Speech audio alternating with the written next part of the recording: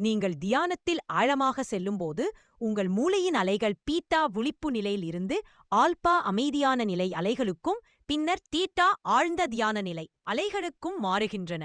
உங்கள் மூளையின் அதிர்வெண் குறைய குறைய உங்கள் உடலின் செயல்பாட்டு அமைப்பை ஆப்பரேட்டிங் சிஸ்டம் நீங்கள் எளிதாக அணுக முடியும். ஆற்றல் மையங்களை ஆசீர்வதிக்கும் தியானம் blessing of the energy centres meditation என்ற ஒரு குறிப்பிட்ட தியான முறையில் உங்கள் மூளை அலைகளை மெதுவாக்கி ஒவ்வொரு ஆற்றல் மையத்தையும் ஆசீர்வதிக்க வேண்டும் என்ற நோக்கத்துடன் உயர்ந்த உணர்ச்சியை இணைப்பதே உங்கள் வேலை. உங்கள் தன்னாட்சி நரம்பு மண்டலத்தை ஆட்டோனமிக் நர்வஸ் சிஸ்டம் அதன் வேலையை செய்ய அனுமதிக்க வேண்டும். ஏனெனில் அதை எப்படி செய்வது என்பது உங்கள் நரம்பு மண்டலத்திற்கு ஏற்கனவே தெரியும்.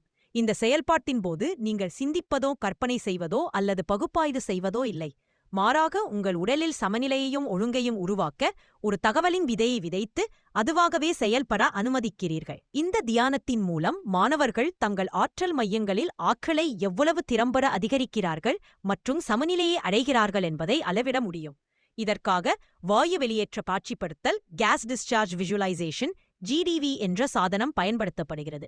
இந்த ஜிடிவி தொழில்நுட்பம் ஒரு சிறப்பு கேமராவை பயன்படுத்தி ஒருவரின் விரல் நுனியின் படங்களை எடுக்கிறது.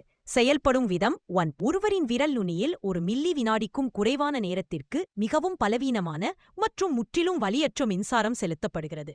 2. உடலிந்த மின்னோட்டத்திற்கு பதிலளிக்கும் விதமாக ஃபோட்டான் ஆன ஒரு எலக்ட்ரான் மேகத்தை வெளியேற்றுகிறது. 3. இந்த வெளியேற்றம் சாதாரண கண்களுக்குத் தெரியாவிட்டாலும் ஜிடிவி சாதனத்தின் கேமரா அதை படம் பிடித்து கணினி கோப்பாக டிஜிட்டல் கம்ப்யூட்டர் ஃபைல் மாற்றுகிறது. பயோவெல் என்ற மென்பொருள் அந்த தரவை பயன்படுத்தி படத்தில் காட்டப்பட்டுள்ளது போன்ற ஒரு படத்தை உருவாக்குகிறது. இந்த மென்பொருள் தியானத்திற்கு முன்னும் பின்னும் ஒருவரின் ஆற்றல் மையங்கள் எவ்வளவு சமநிலையுடன் பேலன்ஸ்ட் அல்லது சமநிலையாற்றதாக இருக்கின்றன என்பதை காட்டுகிறது.